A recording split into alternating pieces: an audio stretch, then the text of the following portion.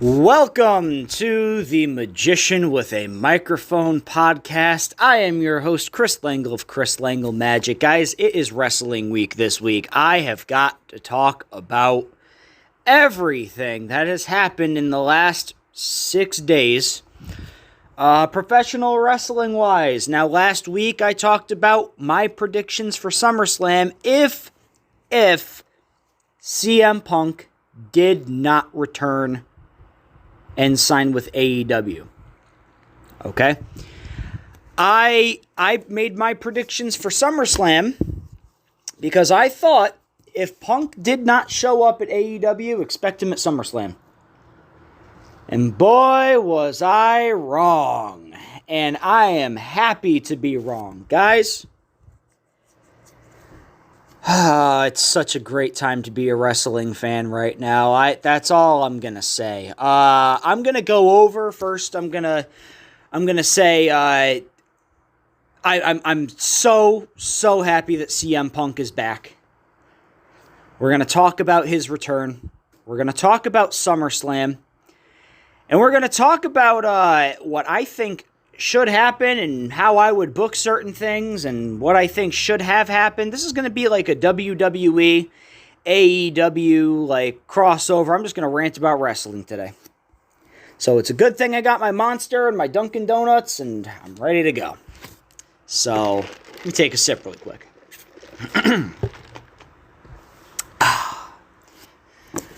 First and foremost, did anyone else get that warm, tingling feeling in their stomach when CM Punk's music dropped? Did anybody else get that? I got it. I didn't believe it at first. So actually, the other night when CM Punk debuted with AEW, I was bowling. And I completely forgot it was Friday. Now, I knew that wrestling was on, but I'm so used to AEW being on Wednesdays, with Dynamite, I forgot about Rampage. I'm like, oh shit, hold on. I'm like, oh shit, I forgot. And then I figured, all right, well, it starts at 10, it's only an hour long. More than likely, Punk's gonna come out at the very end, and, I won't miss anything if I were to not watch today, or at least not watch at that moment. I go on Facebook, that's all I'm seeing. CM Punk has come back, CM Punk is signed with AEW, what a crowd pop. And now here's the thing. I am a sucker for a good crowd pop, okay? If you tell me that there was a good pop with the crowd, if you tell me that crowd had a good reaction to something, I'll make sure that I can find the best quality video. I'll throw my headphones in and I'll listen to it because the pop itself is what makes the happening so awesome. When The Rock came back, every time Stone Cold Steve Austin came out in the 90s, Edge's return at Royal Rumble in 2020, which, by the way, all hail in comparison to the reaction that Punk got once Cult of Personality hit. Which, by the way, guys, I think I should put my ringtone back to Cult of Personality. For the longest time, I had that as my ringtone, and I was like, to me, it's the perfect song to hype people up and get people pumped and ready. Especially like that first, riff. It's like shit's about to happen, it's that song where it's like, damn right, fucking, Punk's here, dude. Fucking, we're about to hear some awesome shit. About to see no filters. Gonna get some cockiness, but we're gonna get raw, real emotion. Whenever that music hits, you know he's gonna do something great. He's gonna be, himself. Which I'm happy that he can be in AEW. Now, I go on.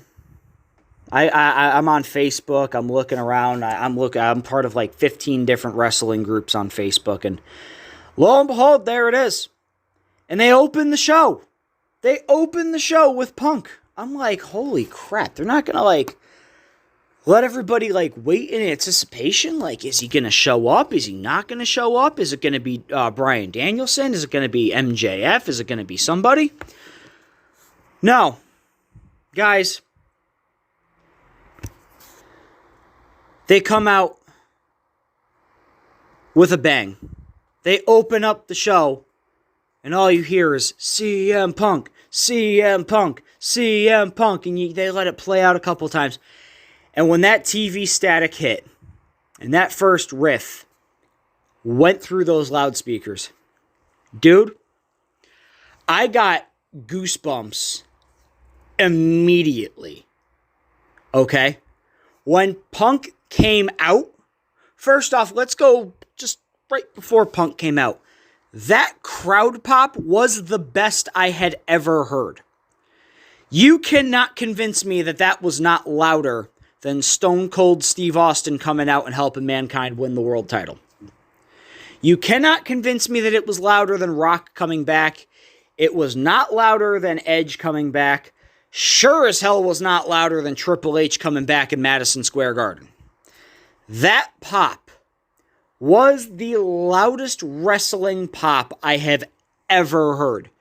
And from what I understand, Guinness World Records is actually looking into the decibel rating on it, because I guess you can figure out the decibels through the sound, through the recording system, in the production trucks and stuff. They're legitimately looking in to see if it was a world record pop for a crowd. That should say something. First off, he was never advertised. Can you imagine if he didn't show up? Can you imagine if Punk just never entered the building? I don't think it would have ended in a night that well. Because I honestly think people would have rioted. It's Chicago. It's known for its violence. I really, truly think that people would have started a riot. They wouldn't have attacked anybody. I think they would have just destroyed shit at ringside, probably like broke the ring apart. But guys, and Punk comes out, gets on his knees on that ramp, and you can just tell. You could tell. I'm getting goosebumps right now thinking about it, man. The look in his eyes. He missed it. He said for 7 years he would never go back. He missed it. Dude. Oh my God. And then he gets up. First off, let's go over the pops that he got, okay? He got a pop for his music. Before the show, he already got a pop. His music hits, he gets a pop. He comes out, he gets another pop. He gets up from kneeling down on the stage, he gets another pop. He lets the song run out, and he gets another pop because he jumps into the crowd. And then he's walking around the ring, he gets another pop. That's 6. Goes into the ring, they go to commercial, he comes back, the crowd's still going fucking ballistic, they're still as loud as when he first came out, chanting CM Punk. Then he gets into, can I tell you a story? He sits down, he gets another pop, okay?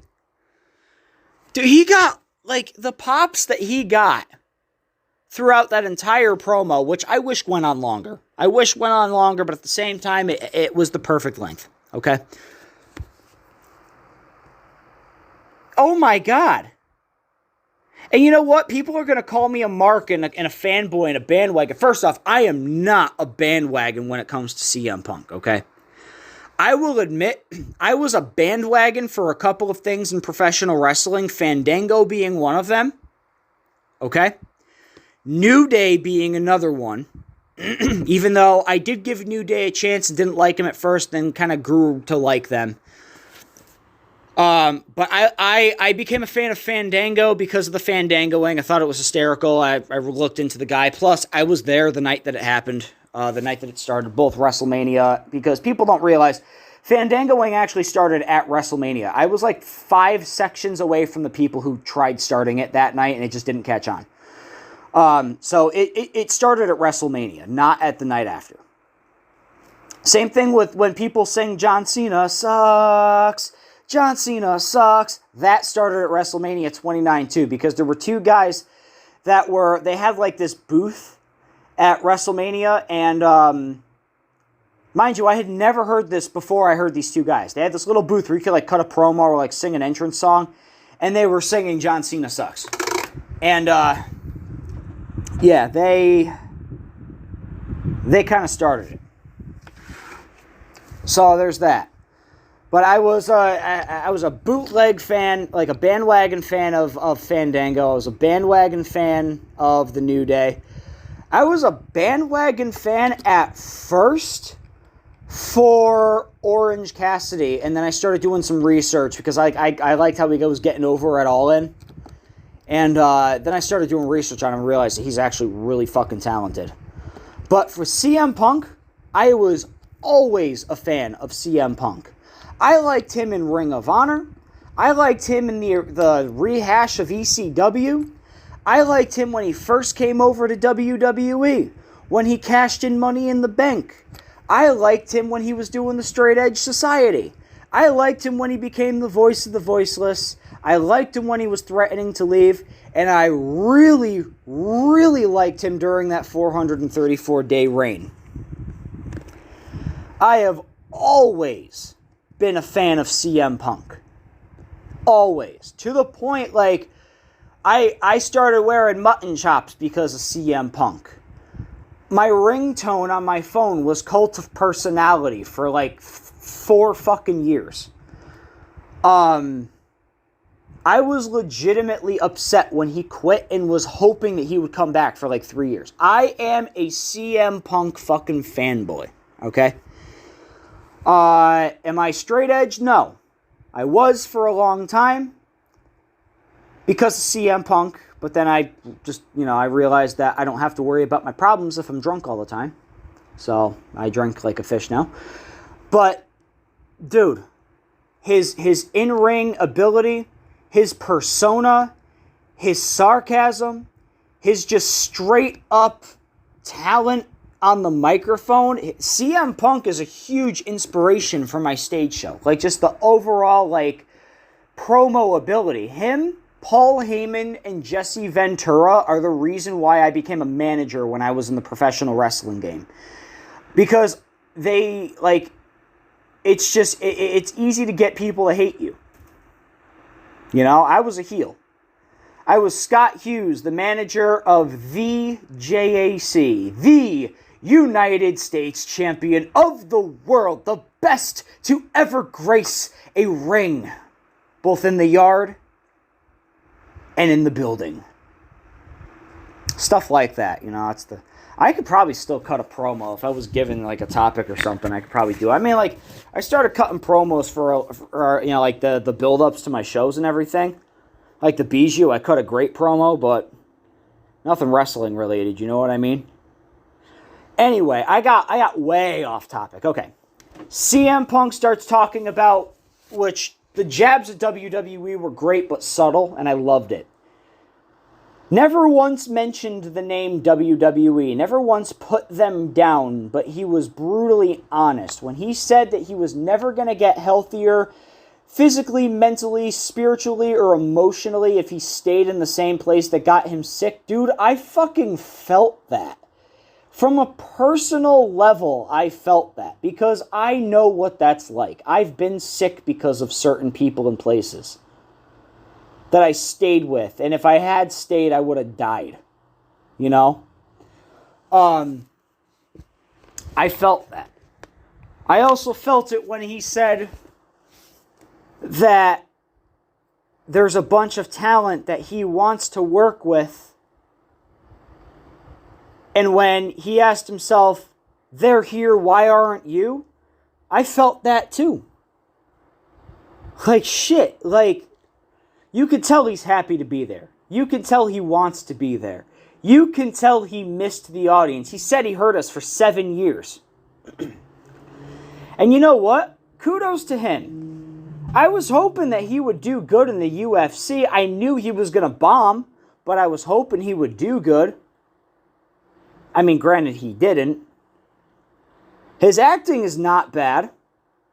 You'll never see him in a DC movie or a Marvel movie, but I mean, he's got some pretty good, he can work a camera, he can work in front of a camera when it comes to playing a character and stuff. He's done a couple of things. I was actually kind of hoping that he would get more into the comic book world. From what I understand, he wanted to do some comic books, like, writing comics. And I know that a couple of other wrestlers that he's friends with are huge into comic books. If I'm not mistaken, I believe Bully Ray is, but I could be wrong. I'm surprised he didn't start a podcast. That's another thing I was kind of hoping for. His work with the Comic-Cons, he never really stepped away completely from pro wrestling. I mean, he was still in it. He's one of those guys where he's not going to forget where he came from, But guys, he looked so genuinely happy to be back. It's amazing. I love it. I absolutely love it. And then he calls out Darby Allin, one of the most talented performers in professional wrestling today. A dude who is legitimately fearless. A dude who has literally put himself on the line so much, his body on the line, doing stupid, ridiculous high spots that he was included in the new Jackass movie. Calls out Darby Allin. And let me tell you, Darby Allin with Sting, I fucking love it. Because I like how Sting isn't getting too involved. He's more of a mentor. But when he's got to get involved, he does. But he lets Darby shine. Punk versus Darby is going to be insane. Punk versus Darby is going to be the Alright, I wish Darby Allin was in Ring of Honor back when Bryan Danielson and fucking Adam Cole and all those guys were in there. Darby Allin, I've seen Darby Allin at NEW events, Northeast Wrestling. Which, by the way, rest in peace to Big Jim Anderson, wrestling talent who passed away. I saw him a couple of times. He was a great competitor in ring. He was a great professional wrestler, technical wrestler.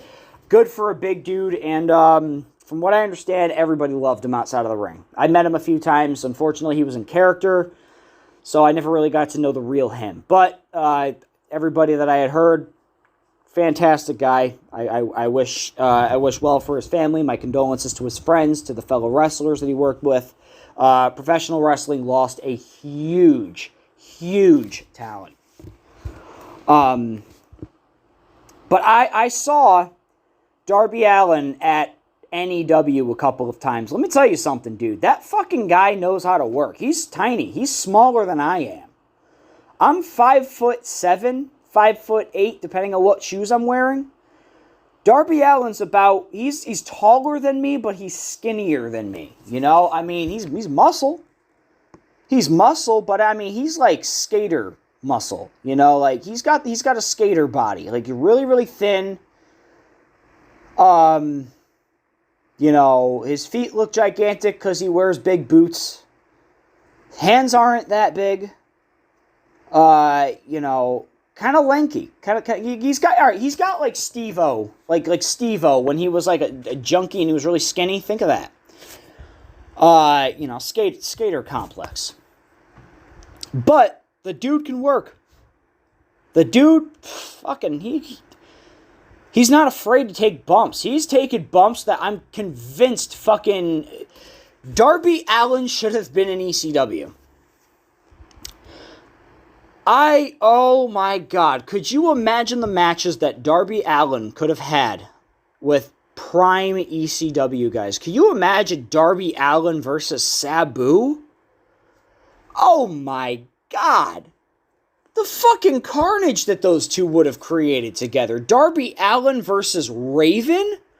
Could you fucking imagine the promos, the psychology with that? Oh my God.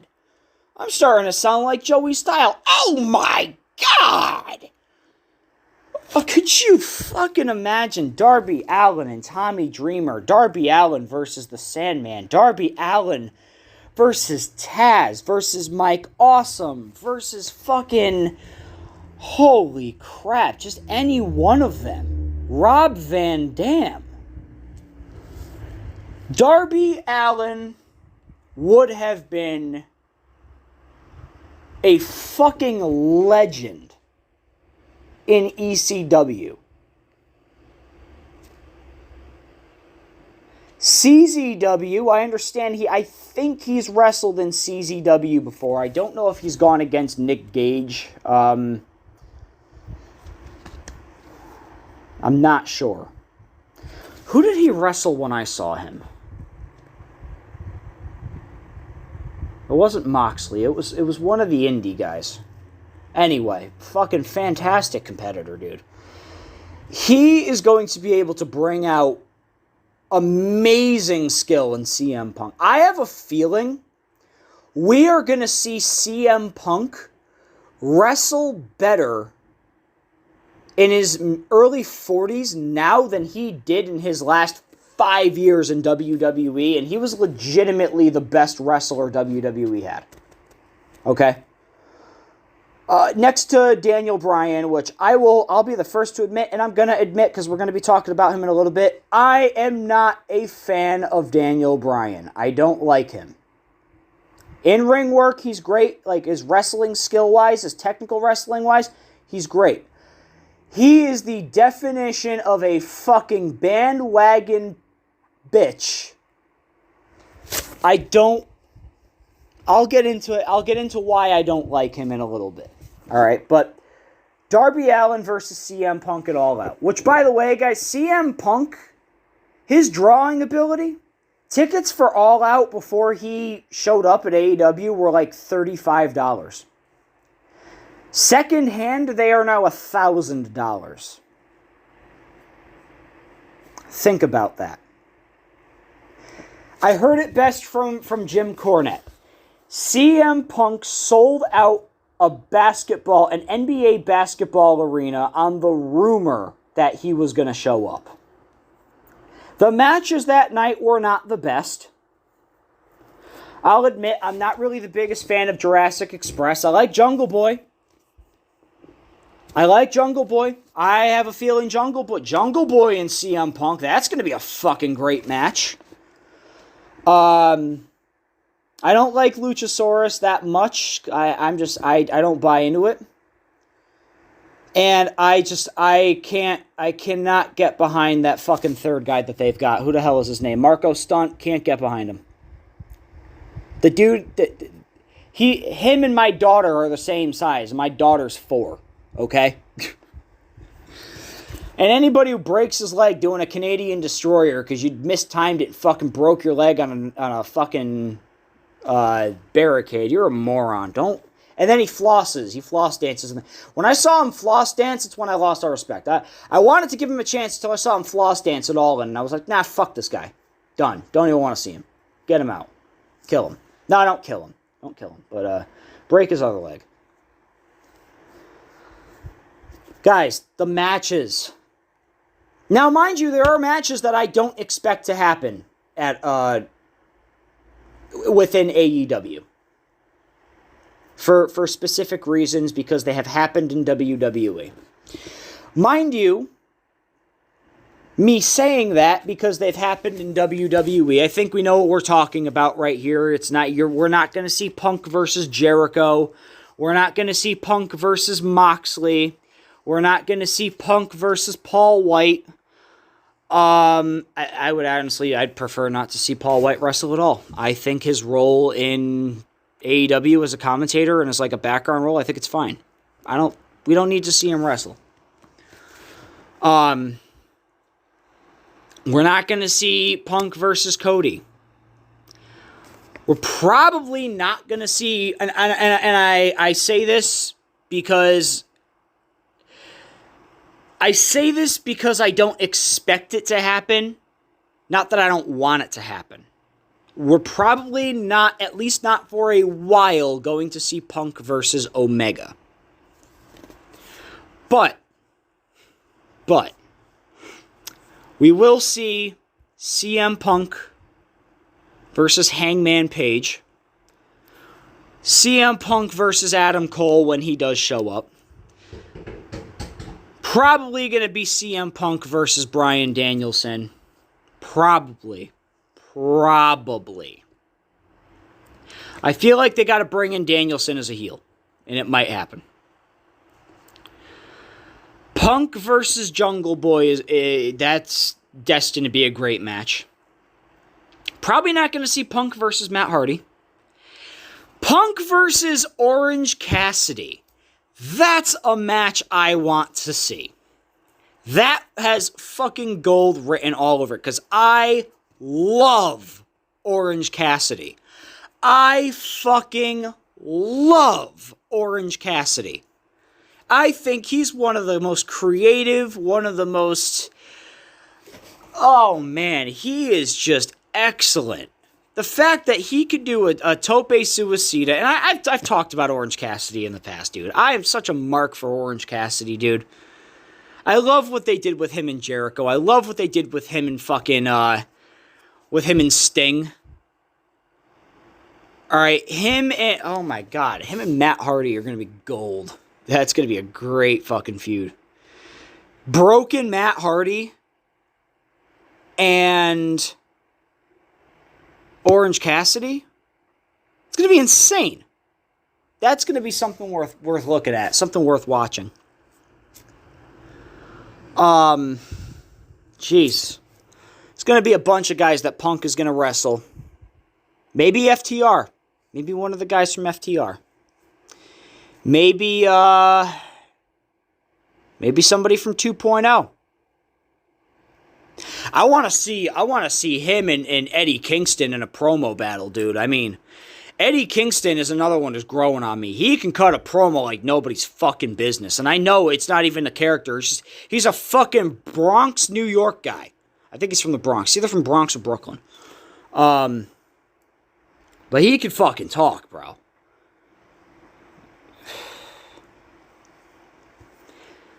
And then CM Punk decides at the very end of this promo where he's talking about how he's back and how he's ready to take on everybody, he's got ice cream bars on him for everyone. And it turns out it was true.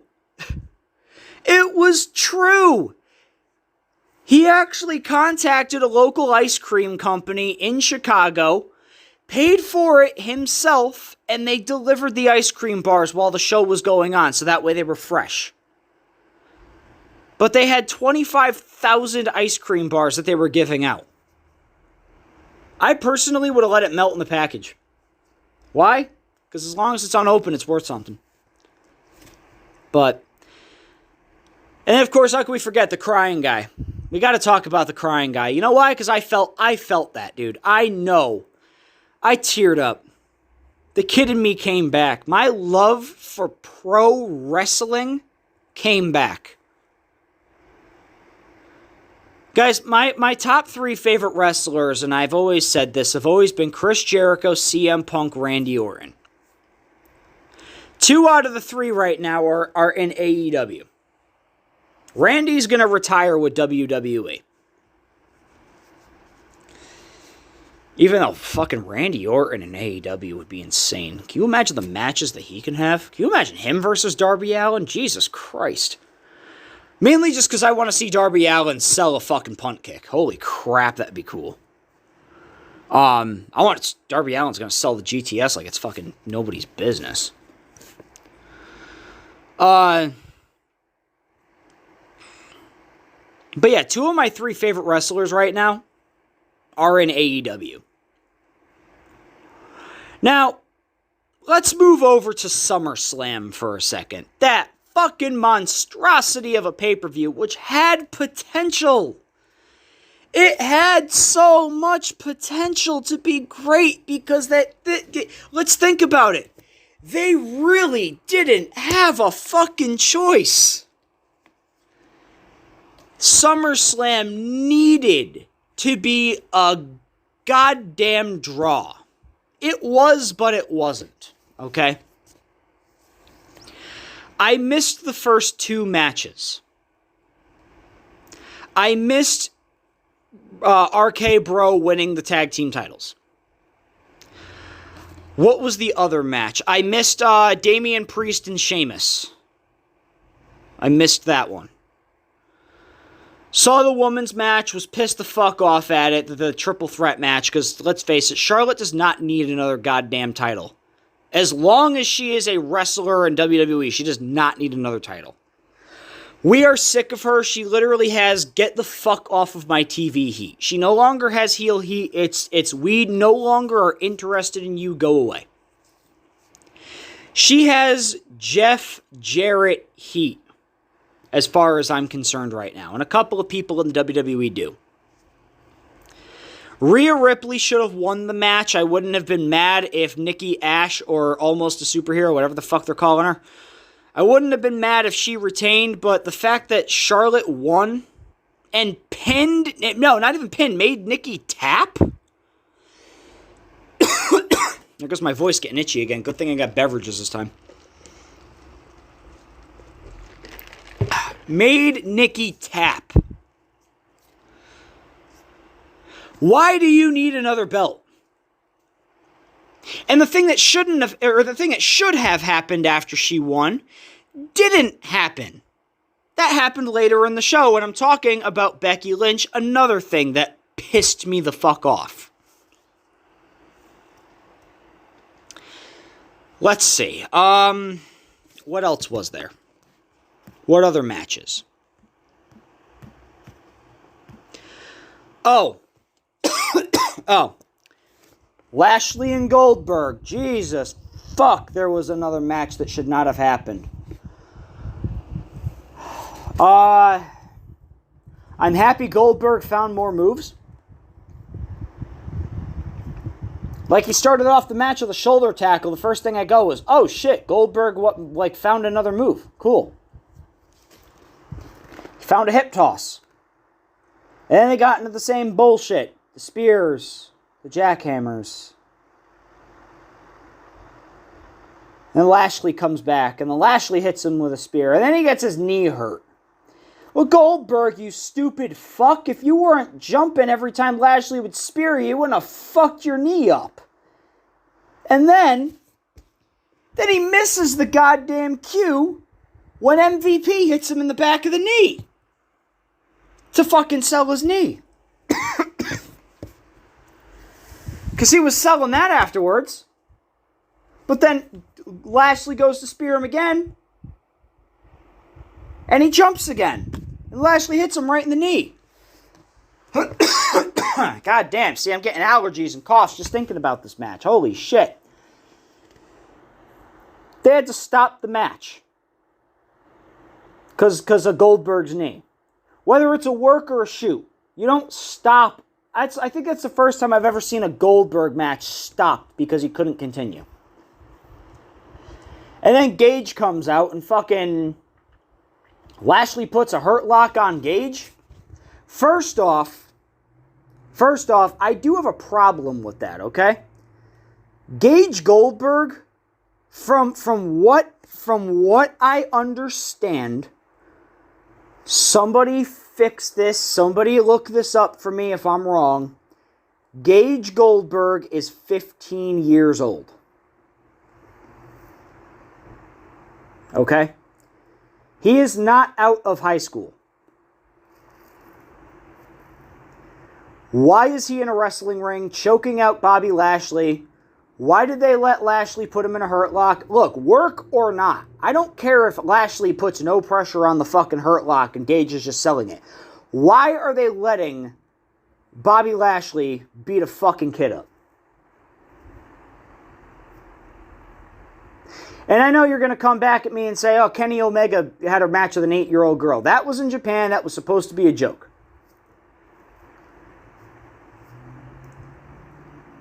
Now what? Is Goldberg going to challenge Lashley or something at Mania? Survivor Series? I don't know. Am I happy that Lashley's still the champ? Yeah. I always liked the fact that Lashley was champ. I feel like he should have won it at Mania. I feel like he should have won it as a babyface. I feel like he should have won it and then turned his back on Hurt, the Hurt business was already gone by that time, but I feel like he should have beat the shit out of MVP.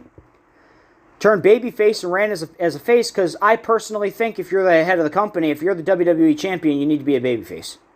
That's just my personal opinion. I don't understand how you're going to push the face of your company as a heel. It makes no sense to me. You want him to draw the most money for you. Why do you want people to hate him then? It makes no sense. Anyway, what happened after Lashley and Goldberg? Oh shit! Well, I'm probably not talking about it in order. Miz and Morrison come out with these fucking squirt guns. We're going to get everybody wet here tonight at SummerSlam. We're going to drip all over these people. And then Xavier Woods comes out from the crowd, which, by the way, I had a lot of respect for the Razor Ramon, the Scott Hall, NWO Wolfpack tribute gear that he was wearing. Exclusively, he had the toothpick and the fucking hair slicked down the center and everything. I actually really respected that. But their whole thing is they're going to squirt people with water. Keep in mind, CM Punk debuted in AEW less than 24 hours before this. You would think that maybe, just maybe, somebody in creative would have said, hey, look, we have a big issue as far as ratings goes on our hands right now. The guy that we drove out of this business is back with our competitor. Whether Vince likes to see AEW as a competitor or not, AEW is their competitor. And AEW, if they keep this up and they keep Hogan, Russo, and Bischoff out of their company, they will put WWE on the shelf. I'm taking that to the grave. Well, not to the grave. I mean, at least not yet. But I firmly do believe that AEW is absolutely competition right now to WWE. Okay? And they're easy competition. Easy. All right? Seriously easy competition. Because, I mean, let's face it, they know what they're doing and they're not playing politics. And they don't. All of the people that work with AEW are fans of professional wrestling, including Tony Khan, and you can see it. Nick Khan, on the other hand, that fucking... I don't even know where they found this guy. Let me get back to SummerSlam. Sasha Banks versus Bianca Bel-Air, which was actually a match I was really looking forward to because I did like their match at Mania. It won a fucking ESPY, for God's sakes. Bianca comes out, which, mind you, the promo for this thing was great, too. The promo was really good. They did a really good job at hyping this match up. I was really impressed with how they did this. Wow, we're over the half-hour mark by 8 minutes. I don't care. I'm just going to keep talking. I think we hit, an hour last week? Who cares? I like to hear myself talk. Nobody else listens to this all the way through, so. Potted plant. That's your word. Potted plant. Bianca Belair comes out. Which, by the way, I was really happy when she won the title. Sasha made her look strong. Made her look fierce. Made her look dominating. She's athletic. She can run. She can jump. She can move. She can wrestle. She's got a great technical ability. That fucking whip at the end of her hair is actually pretty cool. And the fact that they can get it to fucking smack that hard where it echoes through an arena, pretty fucking crazy. Alright? Bianca Belair, great performer. No Sasha, so Carmella comes out. Why? Don't know. I'm thinking to myself, I'm like, okay, well, Carmella's a pretty decent in-ring wrestler. We're probably going to see a good match. Carmella gets in the ring just as the ref is going to ring the bell. Here comes Becky Lynch. Becky Lynch's music hits, which, by the way, not the biggest pop. Thought it was going to be a bigger pop, but nope.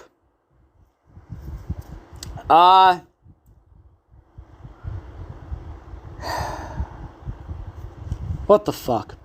Can I just go back to the Goldberg Lashley match really quick because I just thought of this. Okay, we're gonna get back to the women's match.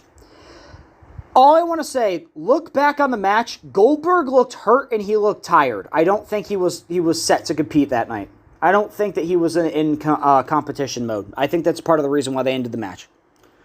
Anyway, back to the women's match. Becky comes out. I'm hyped at this point. I'm like, holy shit. Becky versus Bianca. This is going to be... They're going to go out for fucking 30 minutes. Holy fuck, was I wrong there. Becky's entrance took less time than the actual fucking match. She comes out. What do you say? We have the man... Or what was it? How did she word it? The champ versus the man. Put the title on the line. And then she hits her with a fucking rock bottom and pins her in 7 seconds? What the fuck? And people are supposed to be fucking happy about it? You spent half a goddamn... No, I'm not going to say half a year. A couple fucking 3-4 months building up Bianca Bel-Air as this great wrestler, as this fierce competitor, somebody who could wrestle a match, can go toe-to-toe with anyone, and you beat her in 7 fucking seconds. From what I get, they're turning Becky heel. Time will tell. Find out tomorrow. What the fuck? I would ask who writes this shit, but I know it's people who don't know wrestling. And Michael Hayes, who really needs to retire. Then what happened? Oh, of course, Reigns and Cena. The one match, I thought they could not mess this up. I'm getting pissed just thinking about it. They legitimately could not mess this up. Roman Reigns versus John Cena for the Universal title. And if Cena won, it would have been his record-setting as far as WWE kayfabe is concerned, record-setting 17th championship win. World title win. 17. The promo, first off, him coming back at Money in the Bank was insane. The promos between Roman and Cena, which people listen. You got to give Roman credit. You got to give Roman credit. When he's not scripted, the dude can talk. When he doesn't have to follow a fucking bullshit script, the dude can cut a promo. To the point where Paul Heyman has not been speaking for him. That should say something. It was the same thing with Punk when Punk was with Heyman. Heyman stopped speaking for Punk after Punk basically said, I'm not gonna follow your scripts. Because that's exactly what was going on. Guys, the promos, the reason why they got so raunchy and so, I'm not gonna say R-rated, but, heavily PG-13, and the sexual innuendos and, the saying of bullshit and dick joke and, missionary position and, all that shit, they weren't on a script. They weren't following a fucking script. Nothing was written for them, guys. They were just kind of told to go out and do their thing. I was so fucking excited for John Cena and Roman Reigns. The War of Words was insane. The match... Dude.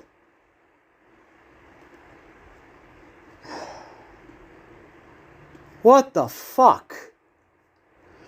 Roman goes out there, beats the fuck out of Cena. Cena comes back, beats the fuck out of Roman.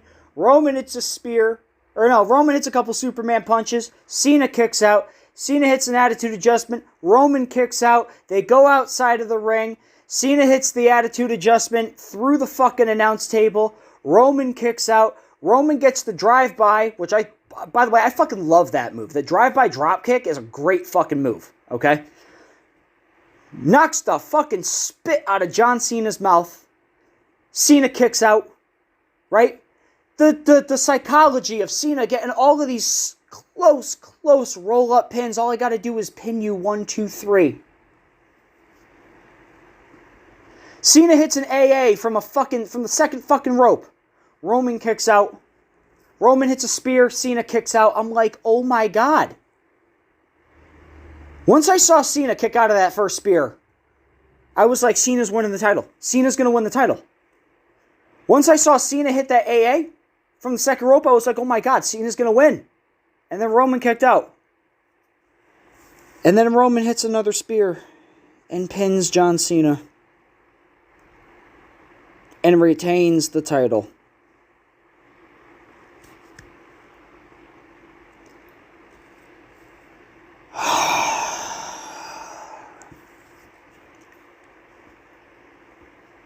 What was the point of having Cena come back? And don't sell the whole fucking, oh, he came back to sell tickets. Don't put that on me. No. Knowing the fact that CM Punk fucking debuted on AEW the night before.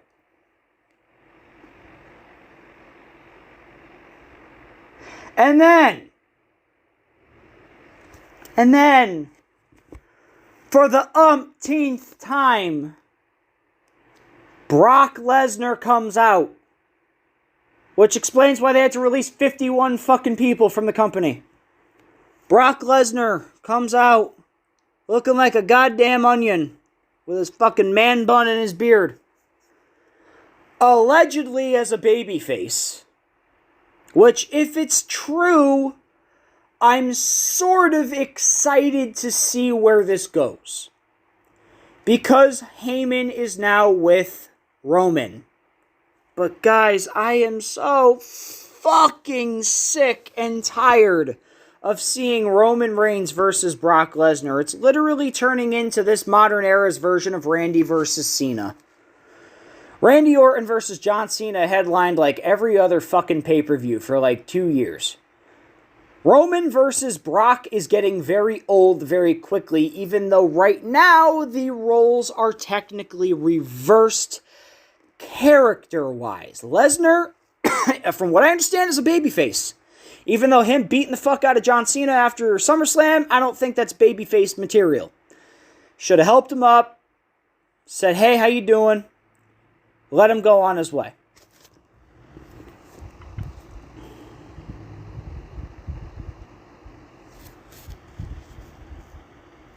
Guys, the only way they could make this work is if, first off, if Lesnar starts talking for himself, because the dude can cut a promo. The dude can cut a promo. The dude can fucking talk. You heard him in UFC. You heard him in OVW. You heard him back when fucking, like, when he was the next big thing in fucking SmackDown. Dude can talk. Let him talk for himself. Let the promos be between him and Heyman. Because you know what's going to happen. Heyman's going to turn on Reigns. Lesnar's going to win the title, become a heel. Reigns is going to become a babyface, so that way people would actually cheer him this time. It's not being done right. It's going to backfire. I'm calling it now, guys. I'm calling it now.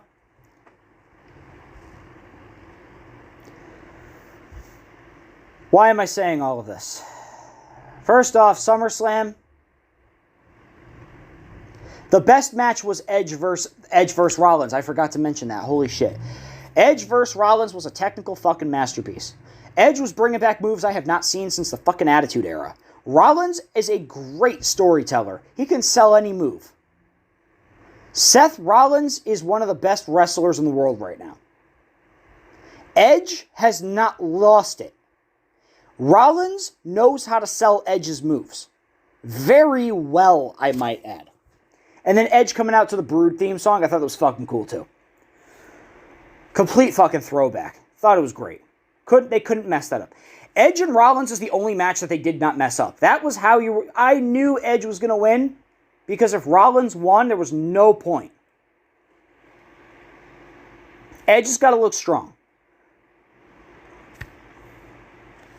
If he couldn't beat Daniel Bryan, he couldn't beat Roman Reigns, he was damn sure going to beat Seth Rollins.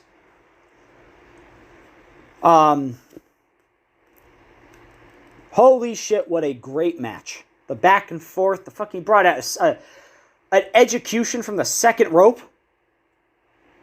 The educator. Come on, man.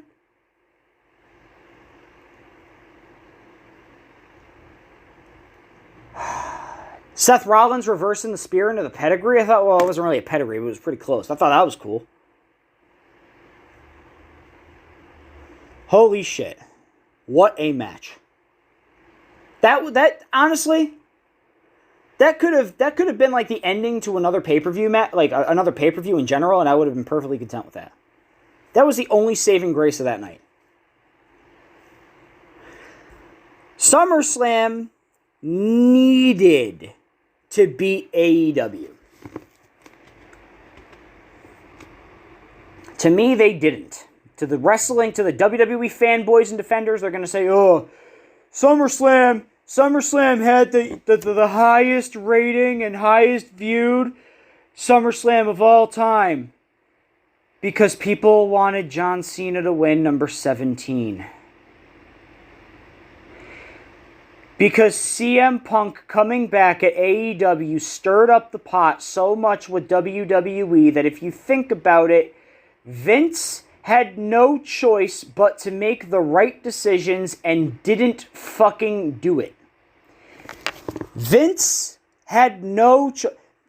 CM Punk came back to professional wrestling after he vowed he would never step foot in a wrestling ring again because of the WWE and because he hated pro wrestling because of everything that he went through with Vince McMahon, and he finally came back under Vince's competition, who again, Vince doesn't consider him competition, but he will in a matter of weeks. Okay? And you're going to call me a CM Punk fanboy and a mark, and I don't give a fuck. You're going to be like, oh, think of the long-term effect. Long-term effect? What? We're looking at another Roman Reigns, Brock Lesnar WrestleMania. John Cena had the opportunity to become a fucking record setter. That's what people wanted to see, and they didn't get it.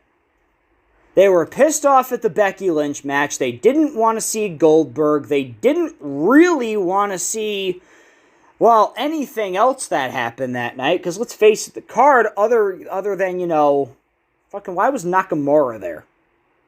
Other than, Pat McAfee jumping on the desk and dancing with Nakamura, everything else fucking sucked, dude. People are so quick to defend WWE because they don't like the secondhand companies. Let's face it, guys.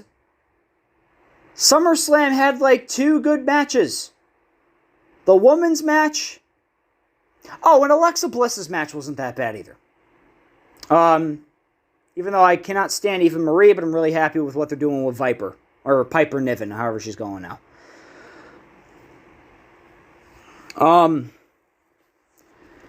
Vince's hands were tied. And you could tell me all you want, oh, they had the highest attendance record of an event this year. That's because they were in a fucking stadium that sits 80,000 people. Which they couldn't even sell out.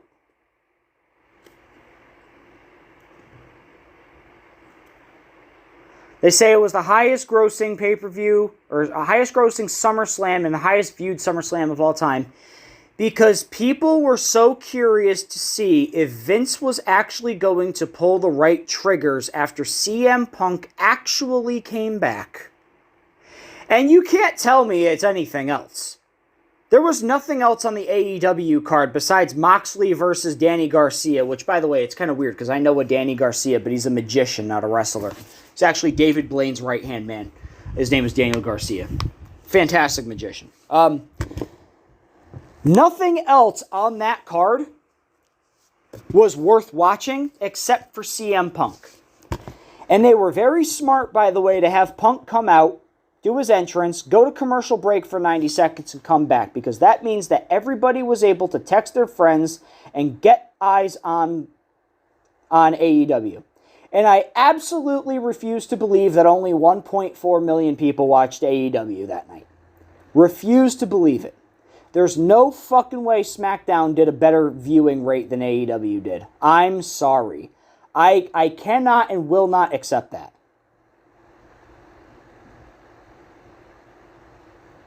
Oh, but WWE chases the casual viewer. You're never going to have a full, true fan base if you don't cater to your fan base.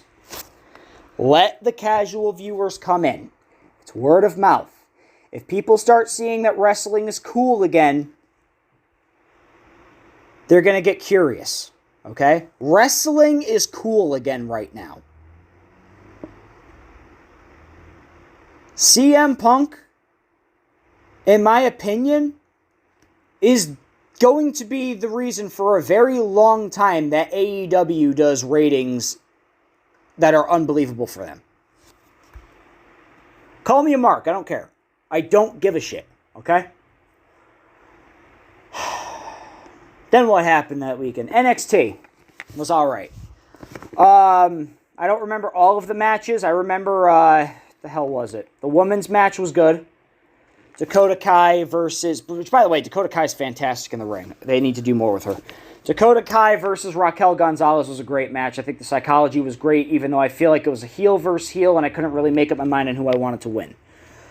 Walter versus that Ilya dude. I have never seen that guy before. Heard about him, and I never saw him wrestle. Oh my God. What a fucking match. That match could have gone on for an hour and a half and I would not have complained and not wanted it to have ended. And the fact that Walter, I know Walter works stiff. I've heard that he'll slap the shit out of you. This Ilya Dragunov guy or whatever the hell his name is, somebody's going to correct me with that too. What the fuck? That dude can take a fucking beating. Chops to the back, chops to the neck, chops to the fucking ear, chops to the chest. Just fucking, he looked... Dude, it was almost like Walter was trying to turn him into fucking Devitt. Or, I'm sorry, Finn Balor. He's trying to, like, make his own demon fucking face paint on him with his own blood vessels. Holy shit. And then the fact that he tapped out Walter? That's the kind of wrestling we need, guys. And then, I don't remember the other match, but then it was Samoa Joe and Karrion Kross, who I still call Killer Kross, which, let's face it, he's kind of over right now. Like, not over in a good way. I mean, his career's, he's not going to be in Raw too much longer. Fuck. Now that he looks like goddamn Shredder from Teenage Mutant Ninja Turtles on Raw. Dude, that was a great match. Samoa Joe becoming a 3-time NXT champion, which I kind of knew was going to happen because I know they wanted to call up Killer Kross for a while. I'm just happy that it played out the way it did. Samoa Joe being the babyface, which he should be because he could cut a damn good promo as a babyface. Look at him back in TNA when he was facing off against Kurt Angle. Fucking great. Him against AJ Styles in TNA. Him against Sting in TNA. Fucking, he dude cut a promo. He's another one I'd like to see him versus Eddie Kingston in a fucking promo fucking battle. That was a great... Oh! Adam Cole, baby, which his last name is Bebe. I don't understand how people don't understand that. Adam Cole, baby! And, Kyle O'Reilly. I like Kyle O'Reilly. I think he's cool. Good wrestler. Very good wrestler. Adam Cole just happens to be a little bit better.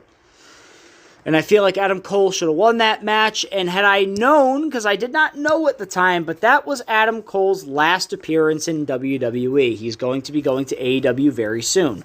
Another reason why Vince should be worried. First match was good. Thought it ended a little too early. The singles match, just the one-on-one, pinfall or submission. The second match, street fight, thought was really good. I feel like that could have gone on a little bit longer.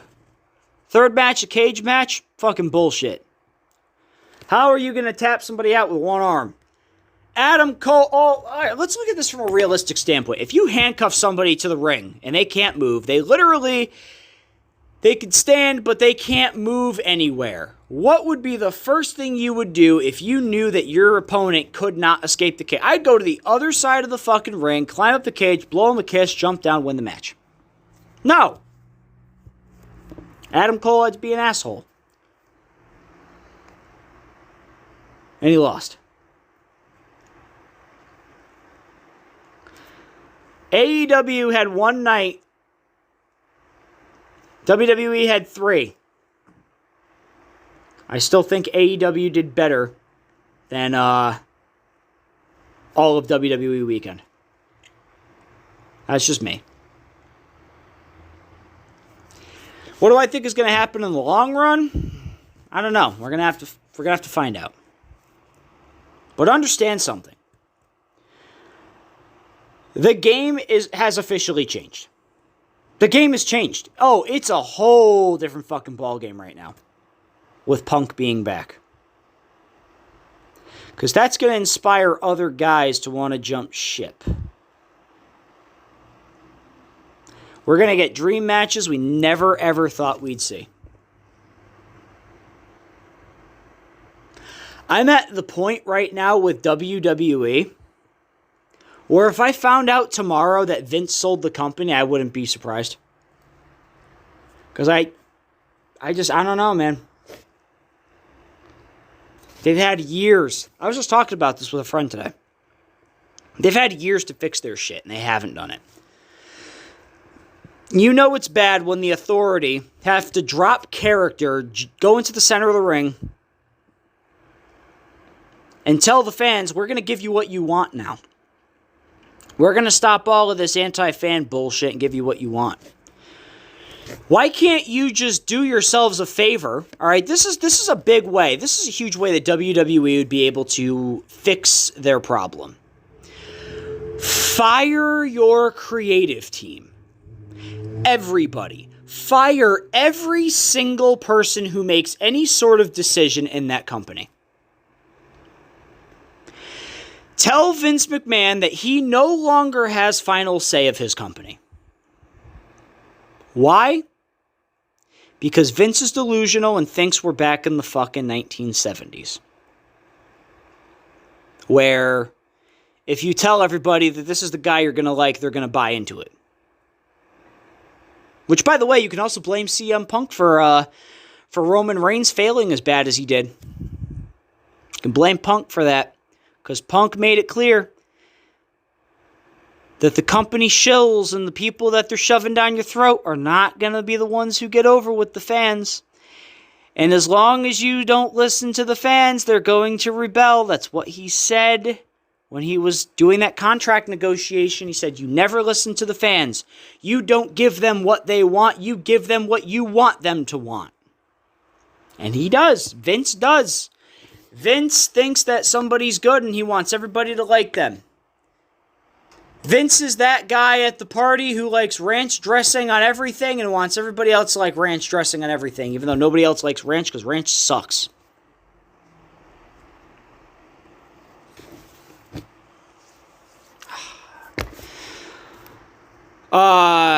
They had multiple opportunities to make multiple people the face of the company, and they didn't. Kevin Owens could have been the face of the company. Balor could have been the face of the company. Daniel Bryan, to me, is not the face of the company. I'll get into why I don't like Daniel Bryan in a second, because I'm about to get there. AJ fucking Styles could totally be the face of the WWE. Because he's that good. Jericho could have been the face of the WWE. Randy Orton is the only believable one to be the face because he's been around that long. Rollins, no. And I'm going to tell you why I'm saying no to Rollins. Seth Rollins, Roman Reigns, Elias, fucking Gunner, or whatever the hell he's going by now in WWE. There are too many guys that look exactly the same. Long hair and a beard. Too many guys that look exactly the same. Cesaro could be the face of the company. He's got a believable face. Brock Lesnar could be the face of the company. I hate to say it. But they wanted Roman because he's Rock's cousin. And you know, not a lot of people know that he's Rock's cousin. At least people know that Charlotte Flair is Ric Flair's daughter. I mean, go figure, no wonder.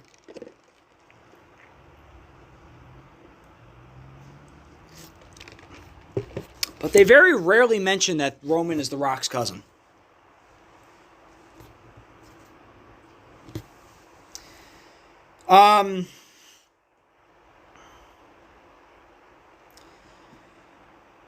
They just, look, this is what they got to do, okay? Fire everybody in creative and hire wrestling fans. Literally go on to any Facebook fucking thread. I can't tell you how many times I've seen people who would book their shows. Like, I've seen people go on after like WrestleMania or Survivor Series and tell in a thread on Facebook how they would have booked the show. Hire them. They at least know what they're talking about. They're fans. The people that they have in their creative team right now, they had to fire somebody because she admitted she'd never watched wrestling before. She was a Broadway writer.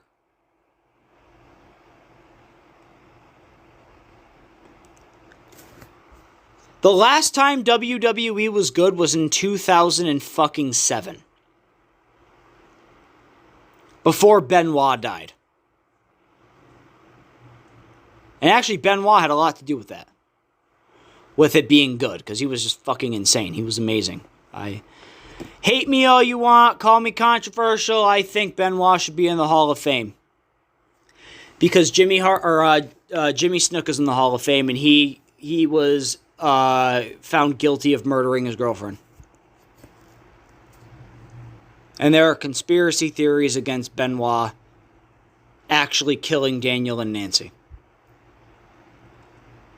And enough people have brought it up to where enough people have the same theory on the Benoit situation to where I could believe that it may or may not have happened the way they said. Or the way that they have investigated. Not saying that, like, you know, it was a cover-up or anything, because it wasn't. It was a tragic event that should have never happened. I personally don't think he did it.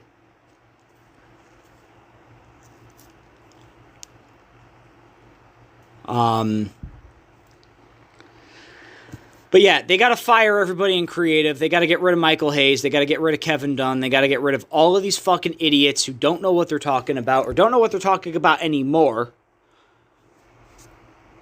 They got to say, fuck the political correctness. Fuck all of these big-ass sponsors. If you want fans back, go back to what you were doing right.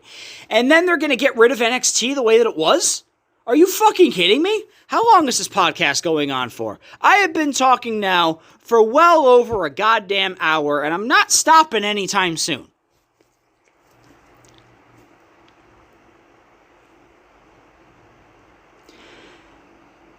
CM Punk came back to professional wrestling. Tony Khan and a bunch of guys within AEW convinced CM Punk that that was the right move, that it was the right place to work, and that they were going to take care of him and give him what he wanted as far as control over his storyline, control over the people that he wrestles, and control over what he says.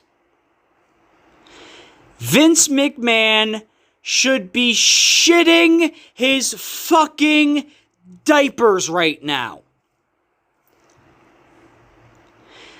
The only benefit that I think Vince McMahon sees out of CM Punk coming back is the fact that they're not going to chant CM Punk at a WWE event anymore because they don't have to.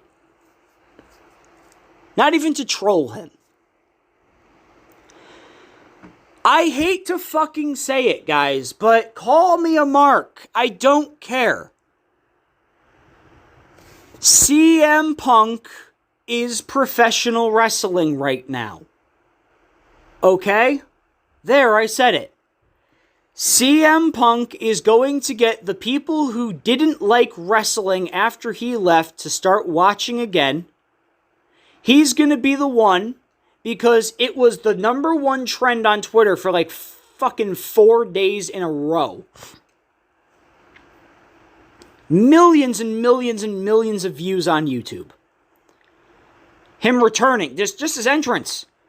The Guinness Book of World Records is looking into that pop. Was it considered the loudest pop in any sporting event history? Louder than Jordan at the fucking Chicago Bulls games. Granted, Punk did not get a 5-minute ovation like Jordan did. But if the time let him, I think they would have. CM Punk got a bigger pop for sitting down in the middle of the ring than anyone at SummerSlam.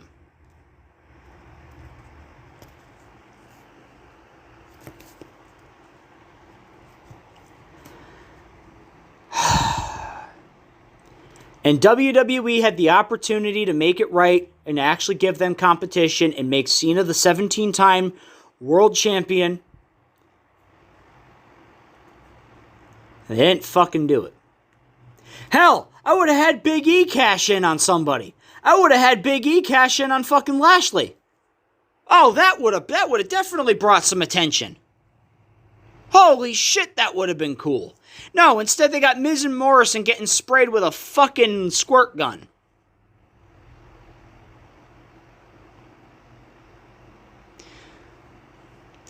WWE marks and fucking... I'm not saying I'm an AEW mark, even though right now AEW is my favorite promotion. But WWE fanboys are going to come at me and say, oh, dude, WWE's been around for 40 fucking years, and they're not going to go anywhere, and they're going to figure all of this out, and don't worry, okay? Guys, it's not the point.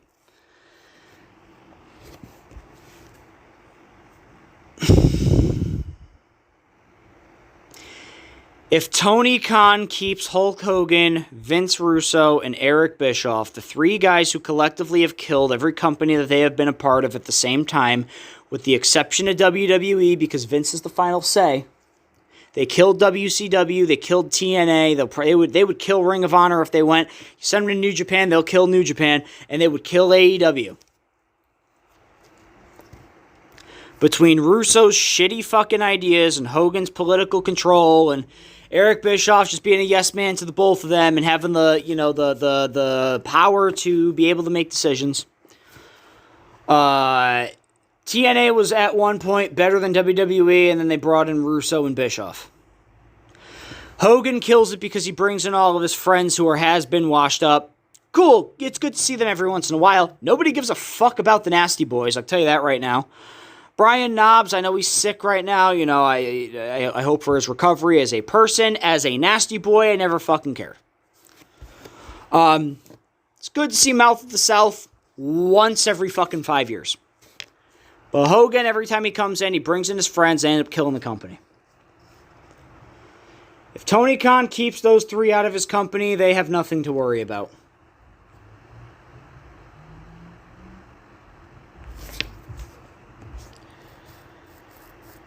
AEW is going to be a very, very tough competitor in the next couple of months. If they play their cards right and they do what they're doing now. Keep the belt on Omega. Omega's fucking amazing. Love him as a heel. Britt Baker is one of the best women wrestlers in the world.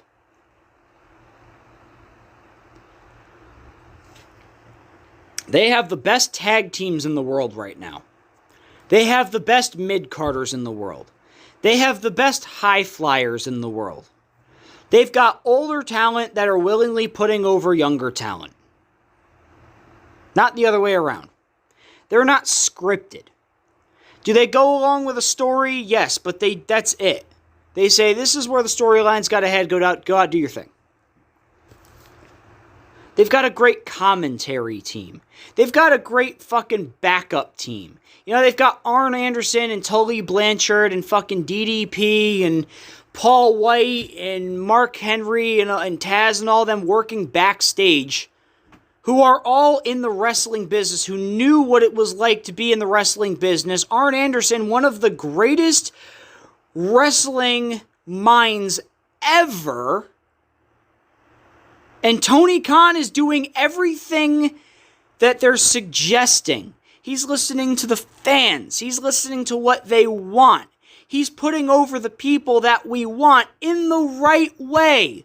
Why do you think nobody has turned on fucking Kenny Omega? Why do you think, and I'm talking fans. I'm talking like the fans, like the marks in the WWE, who, if you put Daniel Bryan against them, automatically they turn on whoever Daniel Bryan is against because people are marks for Daniel Bryan, even though, to me, I don't like him.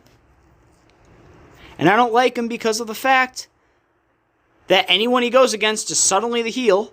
Doesn't matter who it is, with the exception of Kofi Kingston, because I'm going to say I really like Daniel Bryan's heel run. I feel like he needs to be a heel because he can talk better, he can work better promos, he works better as a heel.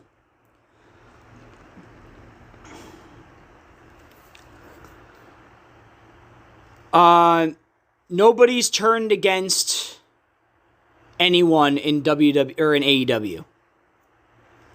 Babyface wise. Nobody's gotten sick of him after 3 weeks. You know what I mean? People loved Moxley as champion. Then he lost it. People were okay with it. But it's not, people wanted Moxley to win. They fucking put the belt on him. People didn't turn on him.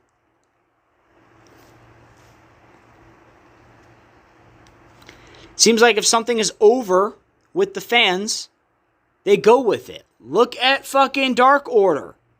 The Dark Order was originally a heel team. I think eventually they're going to be turning heel again because Bray Wyatt's going to AEW, and I think he's going to be the new leader of the Dark Order, with every right being in his favor to do so because of Brody Lee passing away. And the tribute they did to Brody Lee was just absolutely amazing. It was heartwarming. It was heartbreaking. I cried. Making Brody Lee Jr., I don't know what his son's real name is. I just call him Brody Lee Jr., the TNT champion for life. With fucking, you can hear Jericho in the background, who, by the way, Chris Jericho, to this day, will always be the greatest professional wrestler of all time. Better than Flair, better than Rock, better than Cena, better than anyone. Better. The best ever to do it is Jericho. And then CM Punk. No, I'm going to take that back. CM Punk is the best in the world as far as in-ring ability, as far as microphone. Championship-wise, really doesn't have a lot to show for it. I'll get into my Mount Rushmore in a second. This podcast is taking fucking forever. Holy shit. I'm going to get off pretty soon. God damn, I've been talking for an hour and 20 minutes. Holy fuck. The hell was I saying? AEW's got something going with them right now. They've got everything. Everything is in their favor. They just can't fuck it up. And I honestly don't think they're going to. I don't think Tony Khan is going to let that happen. You want to see how passionate he is about the business? Watch the promo that he did right before Rampage happened. right before Punk came out. He's stomping his foot on the stage because he's like, one of those things where he's so passionate, he's like, he's got to get the emotion out. He's stomping his foot saying, thank you for believing in us. Thank you for putting your faith in AEW. Thank you for trusting us. It's like he's about to cry up there. He's saying, you know, your faith is going to be rewarded tonight. And it fucking was. He's giving the fans what they want.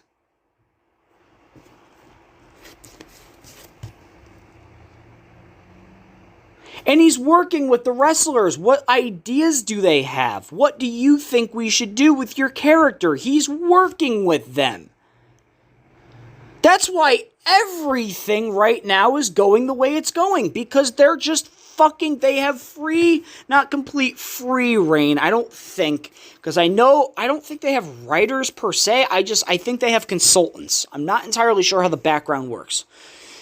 But Tony Khan is basically giving them free reign to develop themselves as characters, as performers, as talent, and saying, dude, work with this storyline. Let you and whoever you're working with decide the rest. Don't worry about scripting. You know, kind of keep it on track of this kind of direction. Do what you want.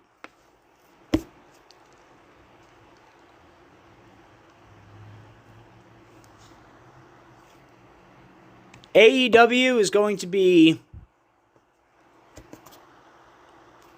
enormous in the next year.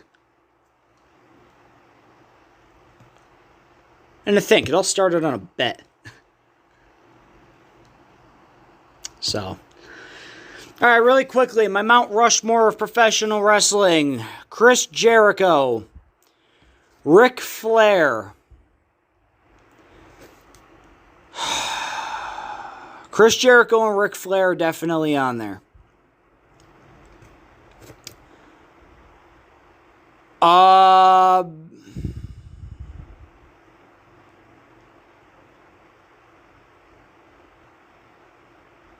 John Cena.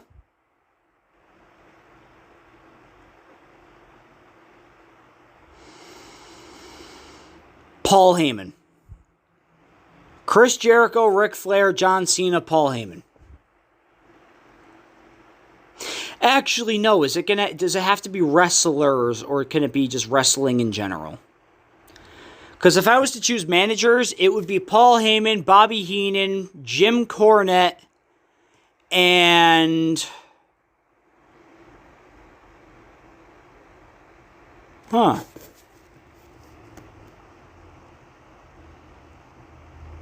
I'm not going to say Jimmy Hart. Not going to say Mr. Fuji.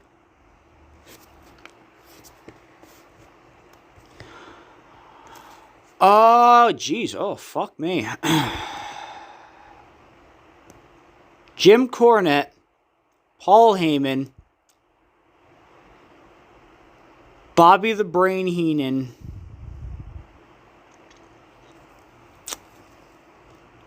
Who would be number 4? Manager-wise.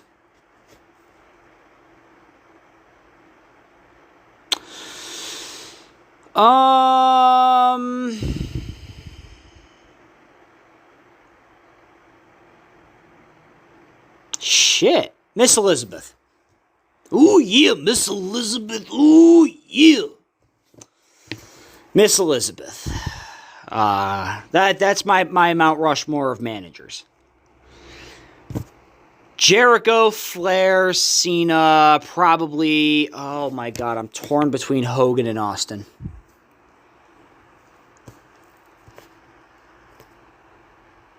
Because I know everybody would say it would be Flair, Cena, Hogan, and Austin, but I feel like Jericho needs to be on there because of the fact that he's literally wrestled everywhere, at every fucking possible crowd size, with every possible story. He's done multiple gimmicks, and everything he has touched has worked and turned to gold. The dude got a pen click over.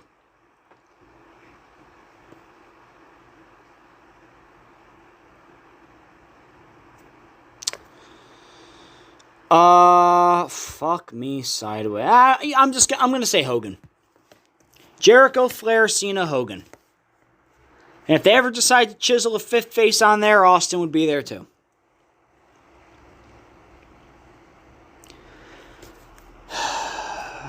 Yeah.